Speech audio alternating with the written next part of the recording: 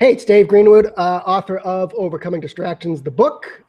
This is Overcoming Distractions, the podcast, or if you're watching it on YouTube, the Overcoming Distractions video blog.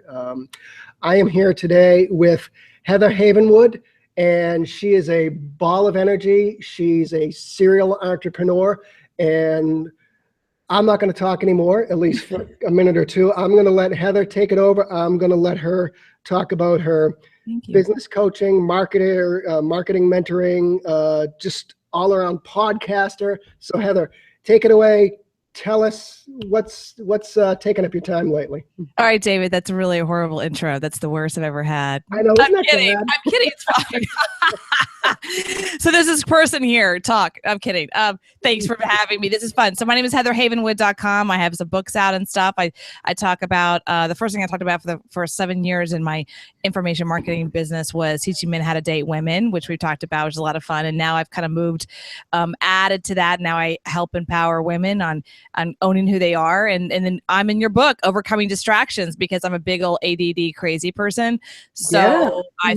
I fit into the target market of the people you want to interview. So thanks for having me. It's a lot of fun. I'm a podcaster myself.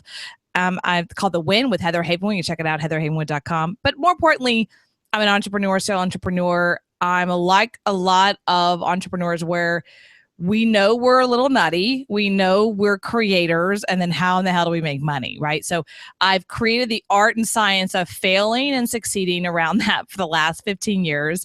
I've actually been on this journey since 2001. We're talking 2016 here.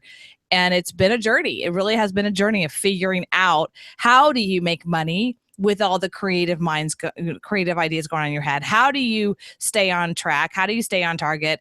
How do you still add power with all the stuff coming at you every single day? And nowadays, it's like really easy to be ADD. You got Facebook and everything coming at you. So it's even, you got to like really take it on to be able to channel that.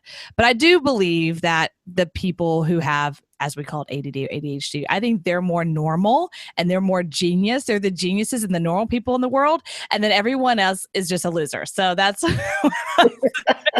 well, not loser. I mean, they keep our, accounting books intact and, things like that we hate to do. So right. Good for them. That's good for them. Yeah. Cause I'm actually right now in the middle of the process of hiring a CPA and a bookkeeper. I'm in that process. I'm hiring and replacing. And, when I'm talking to them and they're more ADD than me, I'm like, you're not it. Like I need someone boring and like number person and like they love the numbers and they're really boring to talk to. I'm like, you're it. You're the person, because I don't want someone like me as my bookkeeper and CPA. So thanks for having me. You're gonna have some fun. I'd love to talk about whatever works for you and overcoming distractions, because honestly, that is what our day looks like every day. Distractions in our head, distractions, technology, distractions with all the crazy media coming on at you every day about Donald Trump and Hillary Clinton. So without all that, how do you get anything done? Yeah, here we are going to talk about it.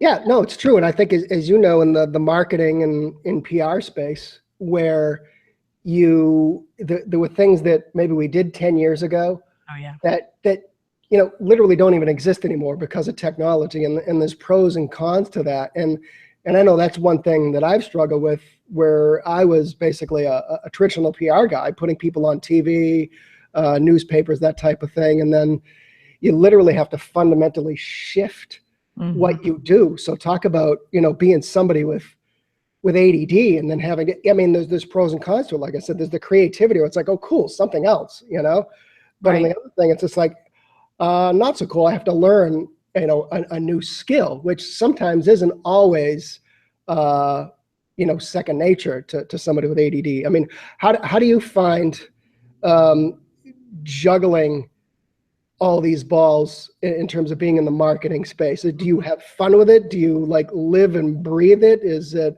a challenge some days, or?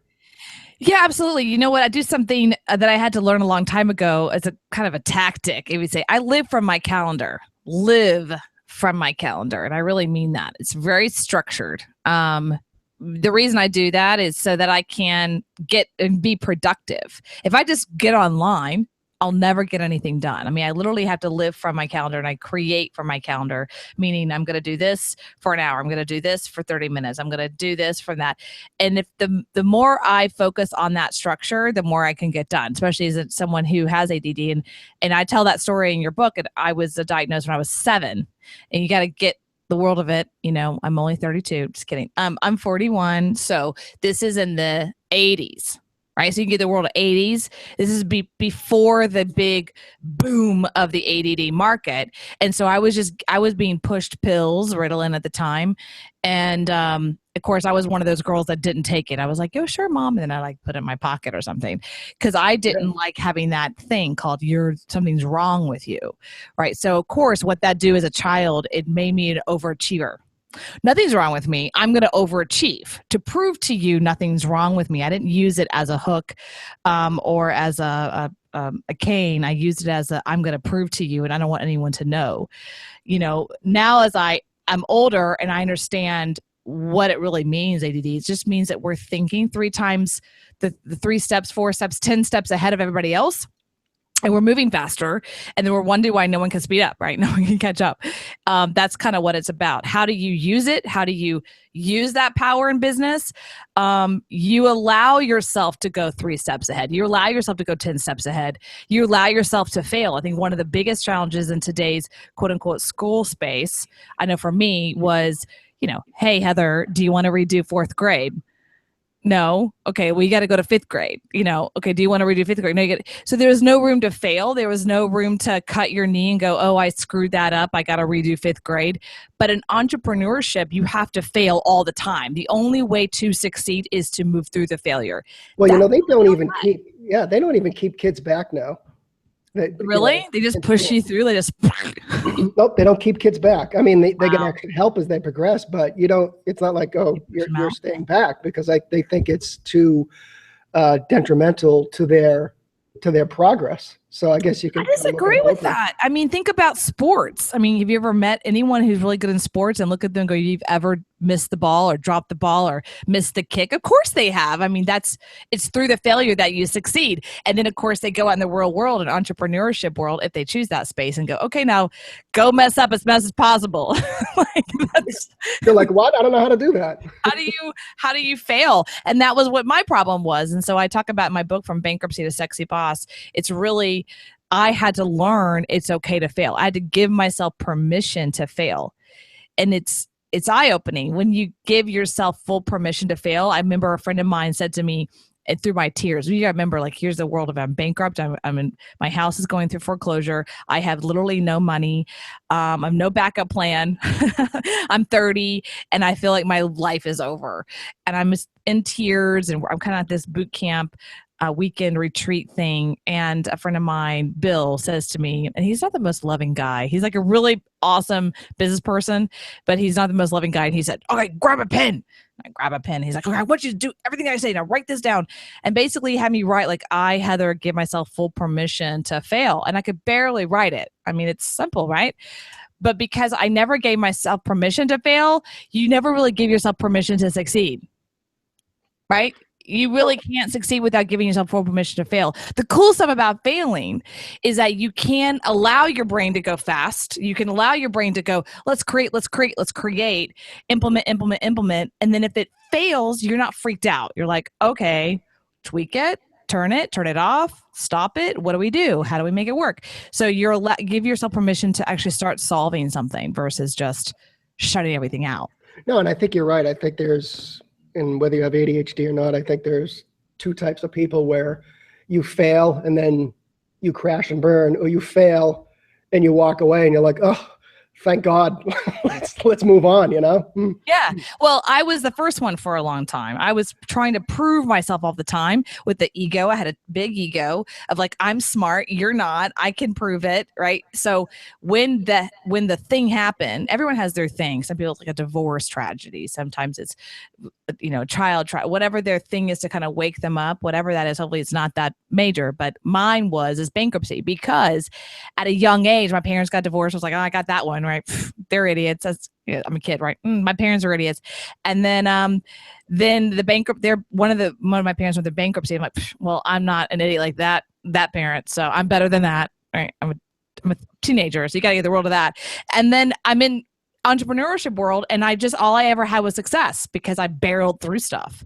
And then when I had this massive like, no, you're going down, you have nothing in the bank, literally, and your house is in foreclosure, and now you're going this process called bankruptcy. It was a huge eye opener of how do I move away from the ego and become myself newly. And how to become an entrepreneur. What is this thing called entrepreneurship anyway? What's the point? What's the deal? What the hell does that mean? And what I've learned is it's a journey. It's a way of life. It really is a way of life. So when someone says they're an actor, right, there's the skill set of acting, and then there's like the way of life of being an actor in the world called Hollywood and whatever. That's what I think entrepreneurship is. It's a way of being, and then it's also like a way of being inside of a particular community, right? So finding yourself in that space. I think you're right. If you're an actor, if you're a good actor, you can play all different kinds of roles. Yeah. I think if you're an entrepreneur and you're savvy enough to be able to jump from one thing to the other and make it a success and learn the necessary skills that you need to jump into that next phase of your life, it's kind of a interesting parallel there. Yeah, absolutely. I was talking to one of my clients yesterday, and he said something. He goes, well, then that means I have to learn this. I'm like, well, congratulations, you're the CEO. So yes, you have to learn different hats. You as a CEO will have different hats. He's like, coming entrepreneurs, got a few people underneath them. You're going to have all kinds of hats: leader, dealing with marketing, dealing with accounting, all this other stuff, janitor, if needed, whatever. Because that's why you chose to be a CEO. You're okay with like flipping the hat. However, most people, employees or whatnot, like they're good at that thing, whatever that thing is. Don't try to get them to do multiple things unless that's who they are, because like they like to have that one thing. That's what I had to learn. The biggest wake up for me was learning like not everyone's ADD. Oh, like why? Oh, come on, we're all ADD. Like, well, why can't you do multiple things? I'm confused. Like, what's wrong with you? I'm normal. Why are you not normal? But the reality is there's actually most people like the consistency, commitment, the day in, day out. They like that. There's a security to it. That to me is a prison for me. I want freedom because I feel my divine right is freedom. And whenever I feel any kind of constraint, I'm like, I just want to be free and feel that freedom. That's really my number one key value. Was one of my coaches taught me. My key value literally is freedom. The moment that any project, any event, any situation hinders that freedom, I will push back. And I'm the same way. When things get, I wouldn't say complicated, but when I lose my appetite for something, you lose it quickly. But I think what I've done over the years, and I mean, I've owned a restaurant, a karate school. I went to work at Special Olympics for 12 years, which was an incredible experience. But I think when you lose your passion for something, then I think people like us tend to take that time to create the next thing. And I think that's what we're good at as well. Mm-hmm. We're creators at the end of the day, I think. And ADD is an interesting space. ADHD, I don't know what that is. I'm not an ADHD.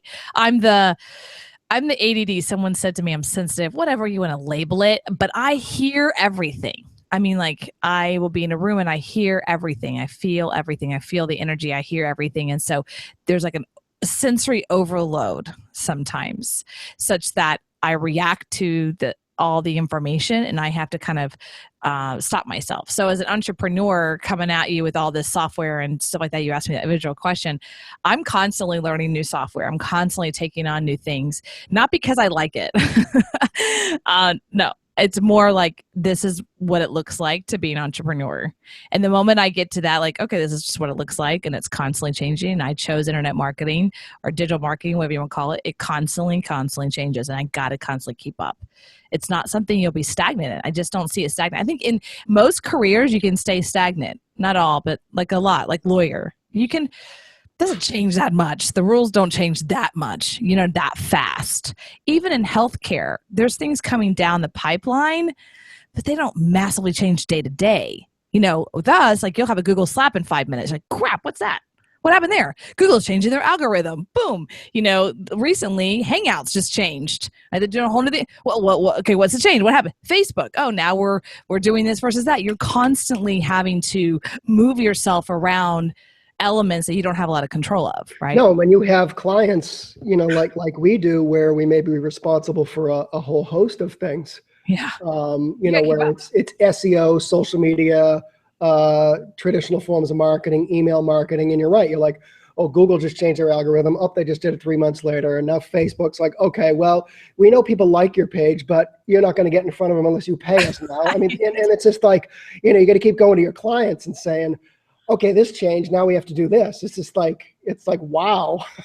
Yeah. And they don't understand because even in healthcare or lawyer, the human body hasn't changed much. Then there might be a new discovery, but how long does it take for a discovery to come out? Discovery. And then how you access that body part might change through devices or technology. It doesn't take that. Yeah. So the only thing that changes is, of course, the insurance. That changes every day, right? But other than that, there's all that changes. I think digital marketing is one of those places that's constantly altering, right? So, but I really came from I came from a direct response marketing space. A lot like you. I started in the seminar industry where we used radio, TV, newspaper. I know these are weird names for you. The physical newspaper, by the way, not the digital one on your iPad. I used to enjoy that, yeah.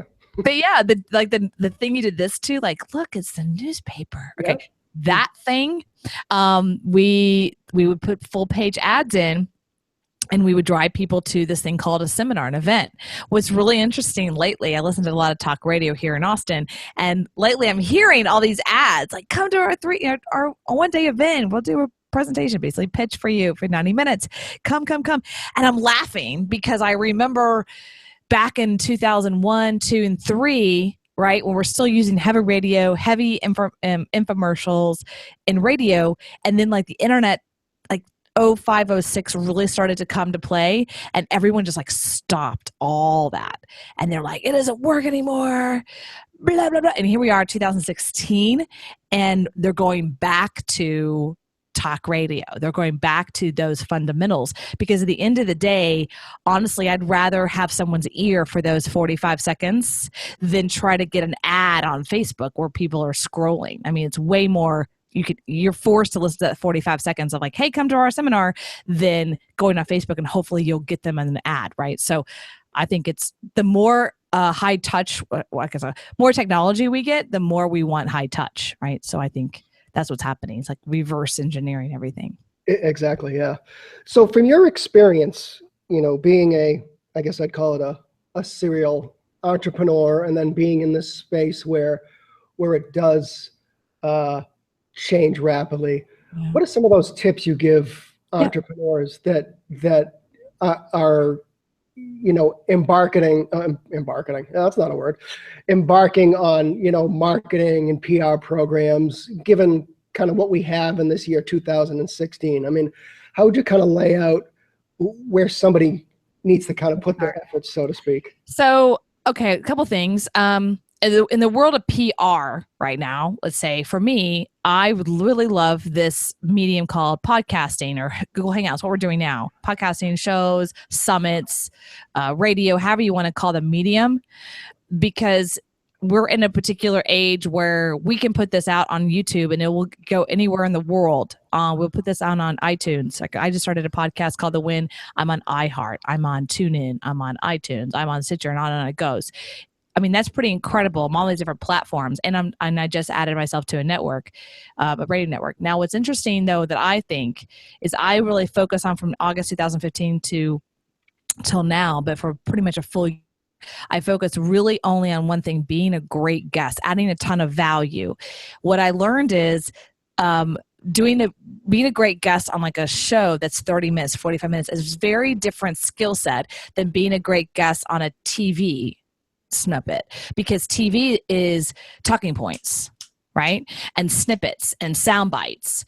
not a story conversation, a storyteller, someone who is really good at adding a lot of value for Google Hangouts or podcasts. This medium is a great storyteller. They capture the conversation, they capture the audience, because you don't know where they're listening. They could be on the subway, they could be driving in the car, they could be on the treadmill, because you can take it anywhere now. You want to be able to learn to be a storyteller. And so when I talk to people who are experts in their field or whatever that looks like, I mean, they could be expert at UFO sightings, who knows, right? Learn to be a good storyteller and less of a presenter. The more you learn to be a storyteller about the information, the more capturing the audience you're going to be able to, more of an entertainment value and less of like a fact finder. Like, that's boring, right? I mean, you want those. No, I totally agree. I think people want to be educated with, entertained with stories that prove their point. But as well as those educational tips. But you're right. I mean, I don't think that's changed so much. I mean, a good story has always grabbed people's attention. Yeah. No, I don't think it's changed. I think the medium's changed. Like you said, you try to, your clients, you used to get them on TV. And when you coach them or whoever was coaching them on TV, they had to talk in sound bites. They didn't have time for a story. Well, no, you got 4 minutes. You got 4 minutes. But what I'm noticing is like as now that I've switched and now gone from host to guest to host, I'm having people on that have had all this experience as like experts on MSNBC and Fox News, and I get them on the show and I'm like, this is the most boring chat I've ever had, because they're so used to snippets and sound bites that they answer my question in literally 30 seconds. And so now I'm like, I don't know what to ask you now. There isn't a conversation. So they're like having to my poor introduction of you, because I'm a traditional PR guy. Is that why? Okay, this is Heather. Hey, everyone, here you go. Heather. It's fine. I'm giving you a hard time, but that's true. If you watch Fox News or CNN or whoever you watch, and you watch the Bill O'Reilly and Megyn Kelly, they'll say, "This is David Green from Overcoming Distractions." Okay, David, we're going to ask you. I mean, the intro is literally, maybe one sentence, right? So that's true. It's a different kind of medium. But I also feel that listening to you on a podcast, you're going to be on my podcast for 30 minutes, 45 minutes. People are going to get to know you, like you, and trust you way more than if you were on a Fox News or a CNN. Even if that's way more exposure, they're going to get to know you and like you better in the podcast, because there's a connection. There's way more connection than there is on the Fox News. I can tell you how many times I watch my Fox News. I'm a big Fox News person. And I see experts on time, not all the time, and I don't even know who the hell they are. Like, sometimes they don't even put their damn name on the lower third. I mean, come on, I don't even know who they are. They don't do a good job of promoting them. They're focused on the content and get out, right? So I don't think it's. Oh yeah, I mean, and it's gotten worse in terms of, that was actually kind of my niche in terms of traditional PR, was kind of prepping experts to go on, TV shows where they would talk about, the economy or jobs reports, or they would, just educate the viewers. And that's slowly, at least in Boston here, that's slowly kind of become a thing of the past. I can't even get clients in studio anymore. So you went from, 4 minutes to 2 minutes to you can't even get them in studio anymore, at least in Boston. So it's caused a huge shift in the way we do business in terms of traditional PR. Yeah. That's interesting. Yeah. So that's what I'm focused on now, is becoming a great guest in the podcast medium. So let's see. So you wanted me to share, because I wanted to share, because we talked about it in the book, right? Share some tips and strategies. Was that okay? Can I go there? Yeah. I think we talked about the marketing, but in terms of an entrepreneur, and I know you have experience kind of maybe clawing your way back from, I'm still clawing, David. We're all clawing. I claw to get my way out of bed in the morning. Right? I'm like, do you not see me on the cliff? Like, I'm still here. There's my pillow, and so. You ever see those images of people like they're sleeping on the side of the mountain? Like, you ever seen that? They're like, here's the mountain, and there's this tiny little ledge, and they sleep there. I'm like, that's me. Yeah. But that's the way we live. That's the way we live. On the edge. But I think in terms of what people can learn from, I mean, there's a few people in the book that had circumstances that caused them to change the way they live their life. And I think as entrepreneurs, some of us, like you say, have failed, we've crashed and burned, but whether you're ADHD or not, what do you think people, entrepreneurs, or just somebody who has a job, what do you think they can learn from people like us, your stories where you had to just kind of pick up the pieces and I got $2 in my pocket and I got to make a go at this life? Yes, just give me the world of it, right? So it happened in this, my whole thing happened in 2005, 2006. The paperwork and all that started in 2006. The finalization started 2007. Redoing my life started around 2007, 2008. But I kind of went into what I call in a hole of like, I'm not sure what I'm going to do. It just kind of went into a hole. And in that time, I only reached out to a few people in my life. And some of those were just some dear mentors of mine. And so I'm just going to give you, we talked about this earlier, but I'm just going to give you a few things that they gave me, little nuggets that helped me claw myself out. Because at that point, you can imagine after any kind of experience in my world is a tragedy, other people is other tragedies, you're kind of spinning, you know what I mean? Emotionally, you're just kind of like, I'm not sure what I'm doing.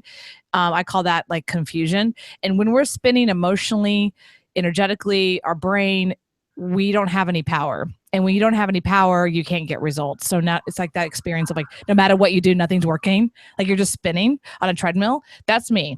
But I wasn't spinning anymore. I got off the treadmill, but I wasn't doing anything either. I was just kind of like standing there and swirling.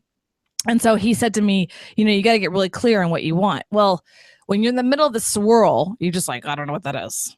Breathing tomorrow would be great. Maybe eating tomorrow would be great. I mean, that's all I got. So he gave me a little tool or question. He said, I want you to start using this question every single day of your life on the most littlest things. Just start there. And the question was, does this feed my confusion or strengthen my clarity? There's a lot of power to that question. When we're clear, people are clear, we have power. When we have power, we can get results. When we get results, then we get this thing called, income and money. And like, then we can have a life, right? Then we can create a life. So when people talk about create a possibility and create a great life, that's so step 10 and 12 and 13.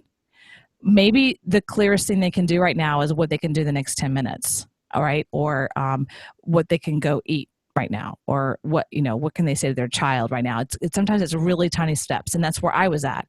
So you got to realize, just kind of imagine here the world I was in when he told me this. I had traveled by car from West Florida to East Florida to have dinner with him, dear friend of mine, and he had to give me $20 to get back because I didn't have the money, and he paid for dinner because I didn't have the money for dinner.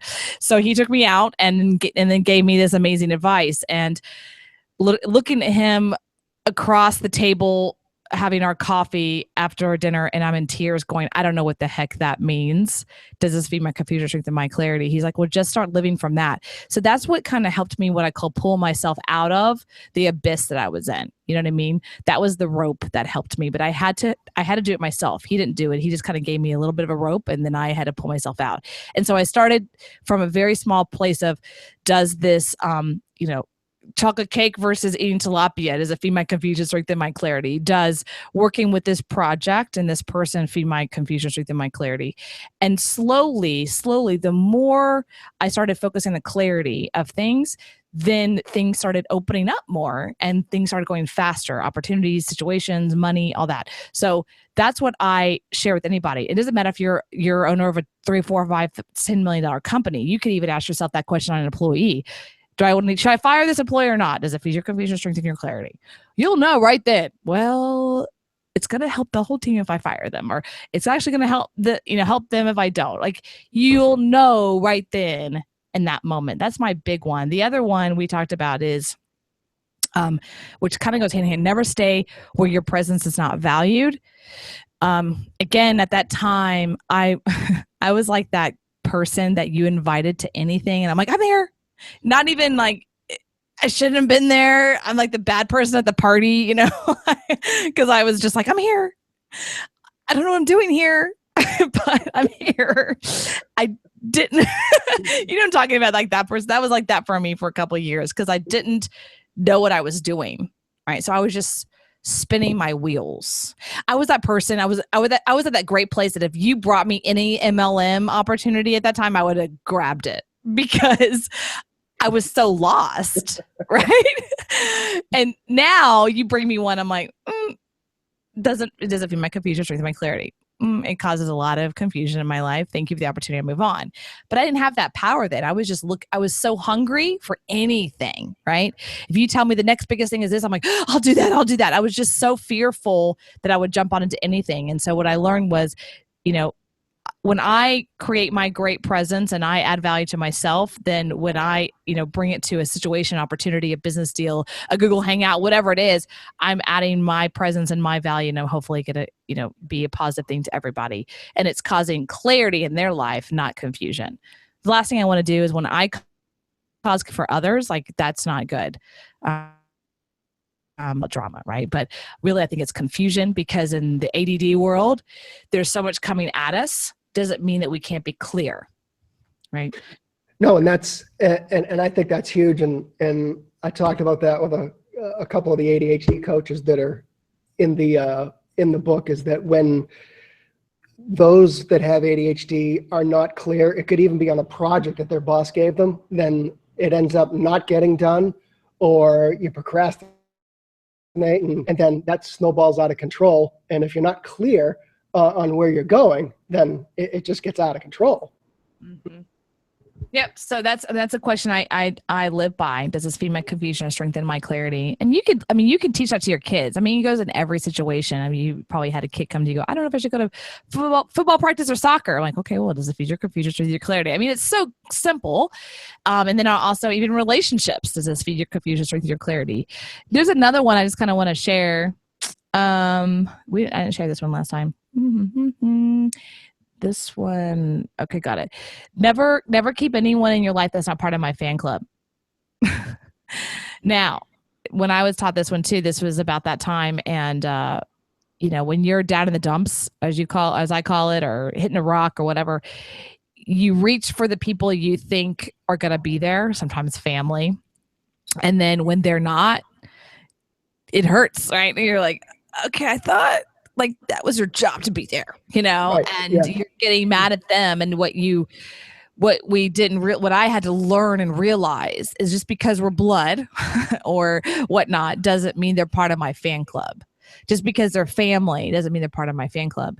And the way that it was described to me was, he said, my mentor said, imagine you're in Bourbon Street. Okay. You're not drinking. You're in Bourbon Street in New Orleans, and you're walking down Bourbon Street, and everyone in your life's there. Everyone, family, coworkers, whatever that looks like. And everyone's there, and they're either in one of two places. They're either at the top, the balcony, and they're cheering you on like, you rock, David. You're awesome. I believe in you. Right. Or they're in the gutter pulling at your heels. And they're in one or two places, and you don't put them there. Like, you kind of allow themselves to put them there energetically. And sometimes you'll realize that some people that are really close to you are in the gutter. And it's not like we're saying go kill them off, like take a shotgun and shoot them in the gutter or anything. What we're saying is be aware. So don't maybe share so much. Don't maybe share so much of your ideas to them, right? Maybe just be a little more reluctant to share as much as you would in the past, or maybe not ask them for advice, right? No, it's true. It's that Tony Robbins said, was it you get what you tolerate? Yeah. I like that. The only challenge with that is sometimes I know I do. I had a fantasy called this person was in my fan club, and the reality was they weren't. I can't make them. I can't tolerate or untolerate them.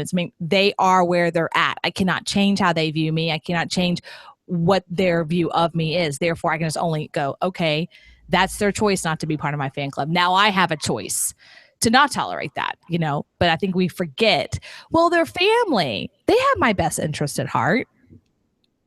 Not always, that's in the movies. It's called fantasy. This is reality. So that's what I would say is one of the hardest ones of entrepreneurship, because I think entrepreneurs are one of the biggest cheerleaders. We're cheerleaders of everybody. We want everyone to learn. We want everyone to grow. That's what I find. And I find it hard to go, that's weird. I want you to grow. I want you to succeed. You don't want me to succeed? Why? it's almost like it's like a little dog going, I don't understand. That makes no sense to me. Why don't you love me? And so I had to kind of get to realize that's just how some people take that way, right? Yeah, no, I couldn't agree more. Hard to swallow for me. You say if you're whether in a networking group or what have you, you've got to be around people that support you, right, and cheer you on and don't want to push you down or walk over your dead body, just to earn their $5, So yeah, and I remember I was in corporate world, my only 4 years in corporate world. I got canned pretty much at the height of my career. Right. So I was number one in sales in the entire country. I was out of Fort Worth, Texas, and it was out of the entire country. And then I got this conversation from my woman boss. So there was a lot of fantasy I had going on. I call it fantasy, where my fantasy was I made them money, right? The company, they gave me part of that, and then they liked me and they kept me here. That was my fantasy. I make you money, you're happy, you keep me here. Then I had another fantasy that my boss was a female. So she's a female, I'm a female. She got my back. Fantasy number 2. I was young. I was 25. I was in a corporate world. I was in business to business sales, which was mainly men over age of 40. So I was young and female in the space. I had no idea that'd be a problem. So I just didn't know. I was like, I didn't know better. And then next thing I know, I'm getting fired or let go or whatever you want to call it, resigned, however they allowed me to do it, pushed me out. And my fantasies were being burst. Like, wait, I'm confused. I made you money. I made you a lot of money. I gave number one in sales. You dangled the carrot. I grabbed the carrot. Now you're pushing me out. And then what happened to female bonding, right? Meanwhile, she was stabbing me in the back. So there was all these fantasies that I had to kind of burst through.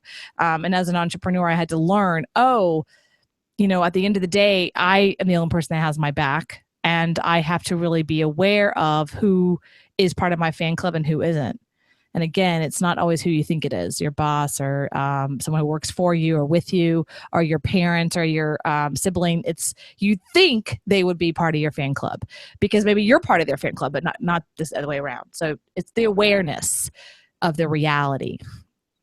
Yeah, I think so. And I think I have it to some certain extent, but I think one of the qualities of those with ADHD is that kind of BS meter a little bit. Yeah. Yeah. We got a little bit of a handle on somebody around us that might be full of it. So that's true. And I kind of like that quality. I'd love to close out. We're talking about entrepreneurship. Let's kind of weave the ADHD and entrepreneurship together. And so for people listening to this, watching it, they have ADHD. They're ready to maybe leave that corporate job, embark on entrepreneurship. Maybe they have a great idea. I don't care if it's the coffee shop or, like I said, the next iPhone. What are some of those tips you would give them as they explore entrepreneurship? Okay, so number 1, it's challenging. It's a challenging road, and it's a journey. It's not a destination. That's a big one. I learned that while I was living in Marco Island. The average age is 80. And I learned, and I just give you a visual for a second, is I learned that I'd meet 2 kinds of people on the island, okay? I'd meet the guy who was like the grouchy old guy, like, rah, rah, rah, rah, get your dog off my lawn, like that guy. Or I'd meet the guy who was just like, hey, I'm 80, but let's go try to golf. Or something. He was just up to something. Let's go do something. He was trying to create still. What I learned was, weirdly enough, the grouchy guy or gal always came from a place where, let's just say they worked for the government for 25 years or 30 years or worked for some big company. And then one day they're like, okay, you're retired. You're out. Here's your stapler. Get out. The one that was still creating and going and moving and usually healthier. They were usually literally healthier. They were the entrepreneur. They had something in their business and life that they had created, whatever that was. It could have been an invention. It could have been a business, whatever. They were just automatic creators. And I learned that there is no such thing as retirement. The ones that truly, quote unquote, retired from the government, here's your kickstand and move on, please. their health deteriorated fast. They weren't happy as much, and they just went downhill. The ones that had something that maybe created and moved on, or they left it to somebody, they still had that energy in them. They wanted to create and live. And so that's what entrepreneurship is about. And I know you're thinking, what does it do with me? I'm 25, want to create an app. I get it. It's about the journey of creation. It's about the journey of that process. It's not necessarily the thing. And the great way I like to look at it is like actors. If you look at a really great actor, they focus on let's say the movie, their project at the time they become that thing. But once that movie is over, it's done. And they go to the next thing and they go to the next thing. That's a really good actor. They don't live on the movie they made in 1985, right? They're like, all right, I did that. All right, I'm great. Awesome. Let's do the next thing. That's what a really great actor and that's what a really great entrepreneur does. What is the next project? How can I be amazing, even better at it? So it's a journey. That's what I would say. Yep. No, I agree. I change my career every 10 years and well, that's good. This is about the 10th or 11th year. So here we are. Well, you have a new thing coming out, Overcoming Distractions, the podcast, the Google Hangout, the video blog, the book. I mean, if you haven't gotten it, I highly suggest you guys go to get it. But at the same time, I just think it's such a community. You're also creating a community, David, that I highly suggest you do maybe structurally put that out there, because I think there's a lot of lone wolves out there, me included, that we're lone wolves and we want to connect in a community of people that would understand us, so you're really creating a movement. Oh yeah, no, it's funny. One of the podcasts I recorded, there's two sections of the ADHD community, I guess you'll call it. And there's the ones that feel it's a gift, and then there's the other ones that are kind of doom and gloom, and you got to do everything you can just to get out of bed in the morning. And as you know from the book, and focusing on entrepreneurs, that I wanted to make sure that we focused on what we did well. I mean, most of us don't like doing our accounting, or we don't like doing paperwork, or we don't like, things of that nature. We like to create. We like to be on the move. We like the next thing. We have that superpower, so to speak. And I'm in that camp where there might have been times me wandering around the high school halls where I didn't know where to go. Maybe that's when my life sucked. But I'm kind of happy with who I am right now. Yeah. And I think a lot of the people that like yourself that we talked to in the book are credit their success and their ideas and their businesses from their brain. Mm-hmm. Oh yeah. Never stops, right? Yeah. I got this new Fitbit thing though that I'm learning to go into deep sleep more. So we'll see. Yeah. I'm hoping that'll work. I get into more deep sleep. There we go. Oh my God, that's so funny. Well, you can do it pretty quick. So honestly, So thank you. Yeah, no, I completely agree with you. We're creators at the end of the day. So that's what I would say. And thank you for interviewing me. Thank you for choosing me as one of your people on the book. I really enjoyed the process, and I love sharing about it. I'm the other person. I don't see ADD as a bad thing. It's kind of like my secret little gift. That's how I see it. I never really talked about it. I mean, I got the idea for the book a couple of years ago, and I picked away at it, and then I put it down. But I never went into a client and said, "Oh, I have ADD," or or "Hey, I flunked out of college." I mean, I just never. Honestly, it never really consumed my life. I mean, it did when I was younger because I was a train wreck. Right. It hasn't consumed much of my adult life. So I'm the same way. Yeah. I failed out of college my first year. Yeah. I think I was partying too much though. Well, yeah, we've all been there. So I finished. But, I mean, whatever. Yeah. I do remember that when I failed out and I'll share the story because that's the only thing it's my first semester. I had to go through to all my professors, and I had to convince them. My first persuasion presentation. I had to convince them that something was wrong with me, that I needed to get a withdraw. Passing or withdraw. That means I didn't have to pay. I had to pay for it, but it doesn't go ding on your thing. So they all had this like sympathy for me, like, oh, okay, something must be wrong with you. Except this one professor, and the professor was, here it is, the Bible professor.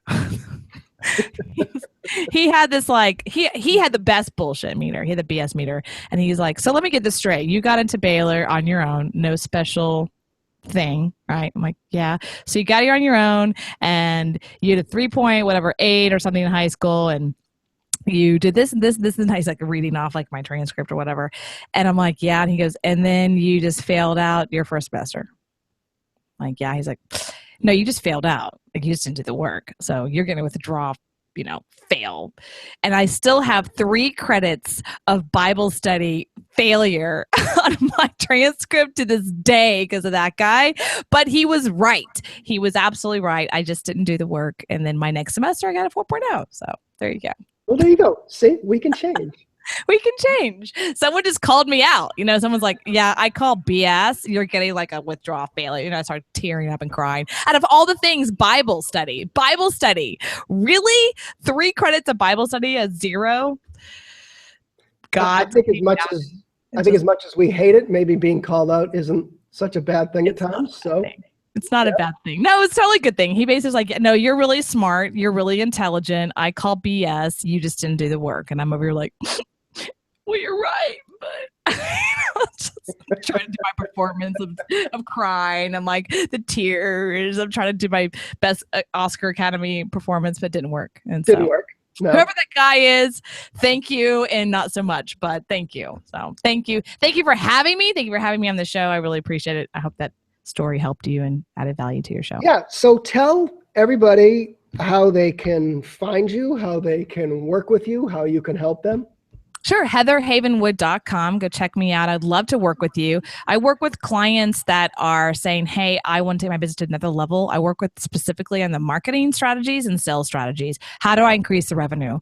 Right. So you have the people, you have the product, but you don't have the process. I really work with the process of it, the sales, tactics, strategies, marketing, and conversion and strategy. So check me out at HeatherHavenwood.com. Click on Work with Heather. If you want my book, Sexy Boss, you can go to Amazon, or you can text the word sexy to 72,000. Text the word sexy to 72,000 if you're in the United States, and I can give you 3 free chapters of my audiobook. Awesome. It's been a pleasure. Thank you. And I'm sure we'll be chatting soon again. Yes, we will. Thank you, David. Cool. All right, Heather. Talk to you soon.